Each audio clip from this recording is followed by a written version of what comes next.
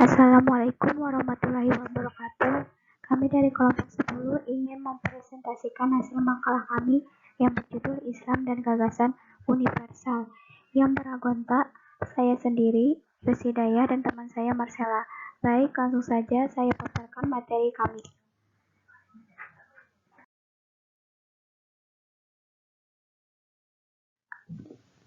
A. Islam di era globalisasi. Jika membahas tentang globalisasi, maka tidak lepas dari namanya teknologi komunikasi. Sekarang dunia dengan segala perkembangan dan kecanggihannya, kita sulit untuk membedakan mana yang dibolehkan oleh agama dan mana yang tidak dibolehkan. Karena segala sesuatu dalam bentuk apapun sekarang ini sudah terfasilitasi dengan mudah dan cepat. Mulai dari yang berbentuk ibadah, kebaikan, atau bahkan yang berbentuk kejahatan, keburukan. Dari sini tinggal bagaimana kita memanfaatkan teknologi tersebut. Saat ini umat Islam dalam posisi yang sangat mengkhawatirkan. Di antara mereka ada yang cukup maju namun sebatas pemakai dalam dunia teknologi, bukan penemu teknologi. Dan lebih parahnya lagi, mayoritas Islam banyak terlambat dalam mengikuti ilmu teknologi. Tidak cukup berhenti di situ, masih ada juga umat Islam yang tidak mau menggunakan teknologi karena melihat dari aspek kemudarannya.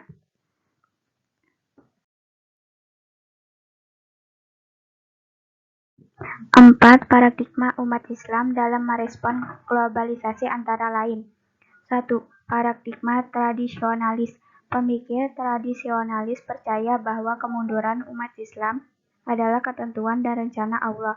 Hanya Allah yang Maha Tahu tentang arti dan hikmah di balik kemunduran dan keterbelakangan umat Islam. 2. Paradigma modernis.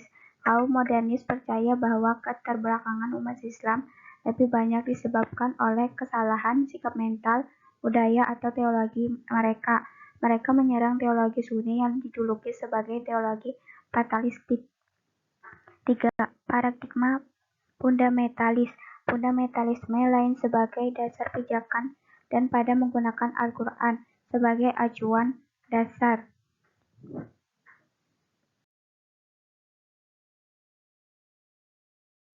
4. Paradigma transformatif.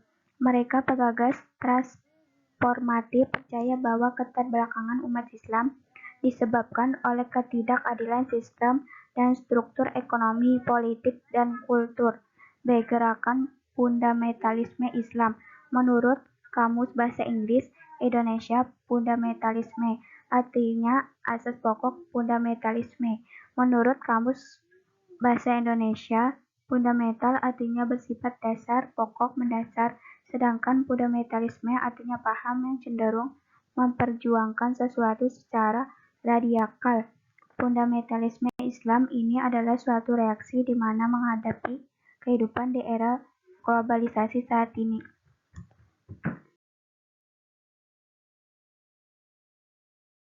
Sayangnya gerakan fundamentalisme yang berusaha mengembalikan persoalan-persoalan kepada kitab suci telah dipolitisir melalui media-media yang cukup canggih, yang tidak dikuasai oleh umat Islam. Gerakan-gerakan kekacauan yang berbau politis dan mengatasnamakan Islam selalu diidentikan dengan fundamentalisme Islam. Dengan demikian, walaupun gerakan fundamentalisme Islam di Indonesia merupakan pengaruh dari gerakan fundamentalisme di dunia Islam, terutama Timur Tengah, tapi gerakan fundamentalisme Islam tidak seperti yang terjadi di Timur Tengah.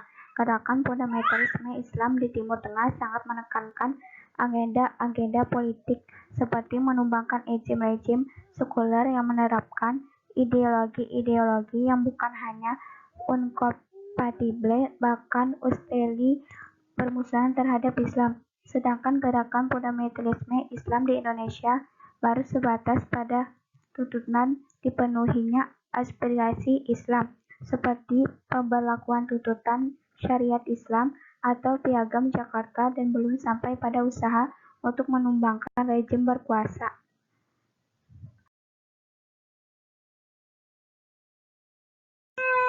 Pemikir Muslim tentang fundamentalisme Nurholis Majid misalnya berpendapat bahwa fundamentalisme di samping menyebarkan paham keagamaan yang telah standar dalam suatu agama tertentu juga menyebarkan gagasan-gagasan yang palsu dan bersifat menipu. di masa sekarang masih. Menurut Nurcholish, fundamentalisme telah menjadi sumber kekacauan dari penyakit mental yang baru dalam masyarakat. Akibat-akibat yang ditimbulnya jauh lebih buruk dibandingkan dengan masalah-masalah sosial yang sudah ada. Beranggapan fundamentalisme ditandai dengan keyakinan-keyakinan khayalan pada standar penyempurnaan yang bisa dipahami oleh manusia, bahkan mungkin dapat dicapai di atas bumi. Kadang-kadang inspirasi bagi keyakinan ini berangkat dari suatu pandangan masa lalu yang tidak benar dan diidealisir. Kemudian kegiatan itu bertujuan untuk menciptakan kembali suatu zaman keemasan. Mengacu pada pengertian fundamentalisme Islam pada awal tulisan ini, bahwa gerakan fundamentalisme mempunyai tujuan yang positif.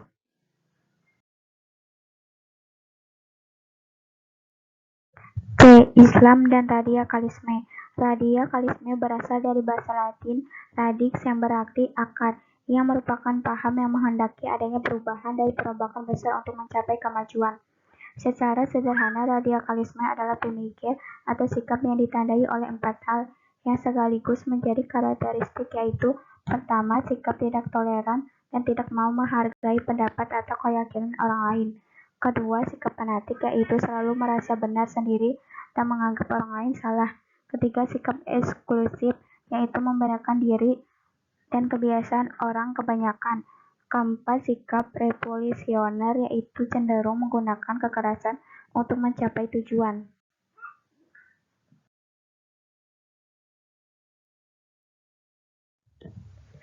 Baik, di sini saya akan melanjutkan materi dari teman saya, Yosi Hidayah.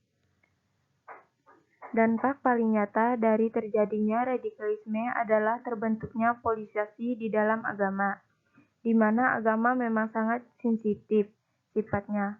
Paling mudah membakar fanatisme menjadi kipas paling kencang untuk melakukan berbagai tindakan yang sangat keras, baik di dalam kehidupan sosial antar individu maupun kelompok, sehingga terbentuknya apa yang dinamakan kelompok Islam radikal. Kriteria Islam radikal antara lain: pertama, mempunyai keyakinan ideologis tertinggi dalam fanatik, yang mereka perjuangkan untuk menggantikan tatanan nilai dan sistem yang sedang berlangsung.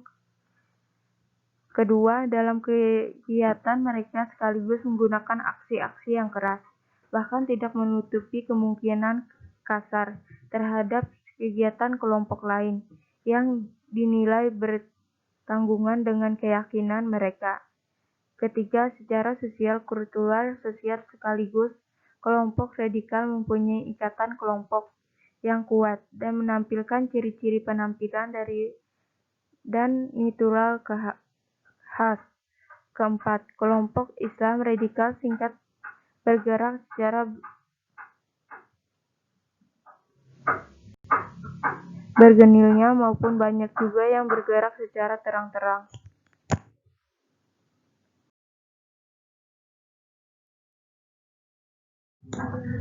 Islam radikal terbagi menjadi dua makna, yaitu sebagai wacana dan aksi.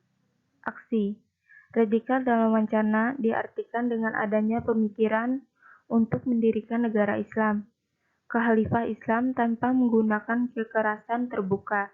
Sedangkan dalam level aksi, radikal diartikan melakukan perubahan dengan aksi-aksi karena atas nama agama. Proses radikalisasi berjalan melalui beberapa tahap. Proses tersebut diawali dengan berubah individu dari seorang dengan memahami non-radikal menjadi individu dengan paham radikal yang dapat dijadikan sebagai koder organisasi yang memahami sifat radikal, bahkan dapat dijadikan koder suatu organisasi teorisis. Pahaman-pahaman semacam itulah yang sedang bertentangan dengan dasar-dasar yang diajarkan oleh agama Islam. Prinsip-prinsip tersebut diyakini telah bahwa dan menjadi harga mati bagi penganut radikal dengan tidak memandang untuk manusia selain umat yang sejalan dengan ideologinya.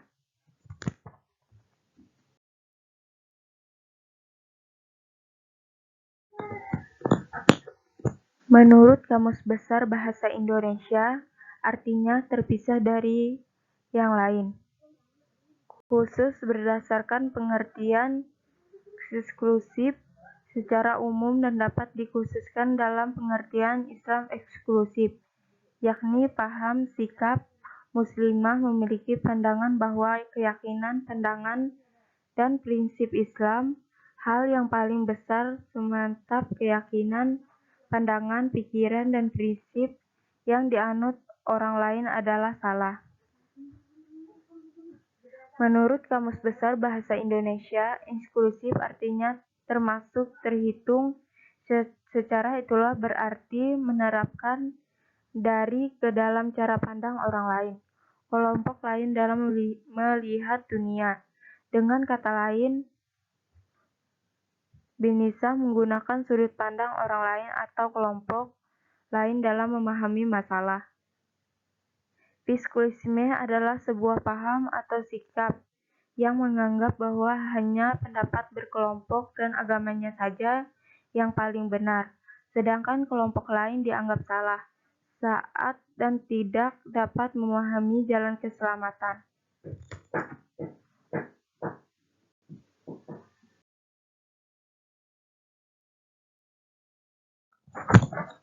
Sikap eksklusif ini mencerminkan kemajuan dalam memandang agama lain, di mana kebenaran dan keselamatan bukan dominasi keyakinan atau agama tertentu, tetapi agama lain pun memikirkannya, walaupun agama lain itu masih dianggap sekunder. Kemudian dalam hal ini menurunkannya agama Islam yang diajarkan Nabi Muhammad merupakan agama yang membawa pesan kemanusiaan universal tersebut, sekaligus mempunyai potensi kuat untuk membangun kalimatun sawa dengan agama-agama lain, karena ajaran yang dibawakan merupakan ajaran tertentang keterbukaan dengan kehormatan terhadap umat agama-agama lain. Hanya saja menurut dia yang harus dikembangkan adalah sikap berbaik sangka terhadap kelompok lain, bukan berburuk sangka.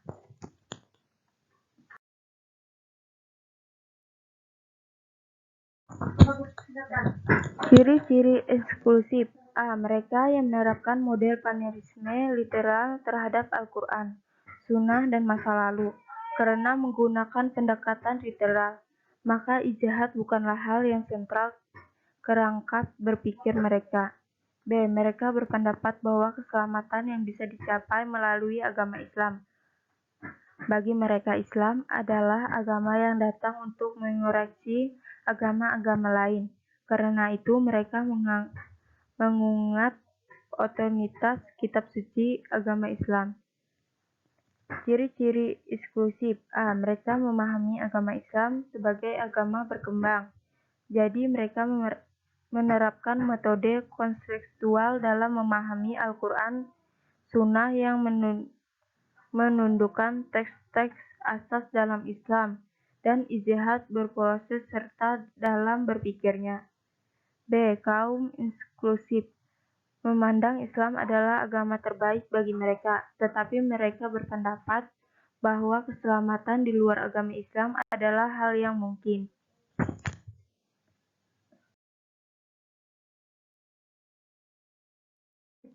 Sekian presentasi dari kami. Semoga presentasi dari kami bisa bermanfaat untuk semua. Mohon maaf bila ada salah kata. Waalaikumsalam warahmatullahi wabarakatuh. Sekian dan terima kasih.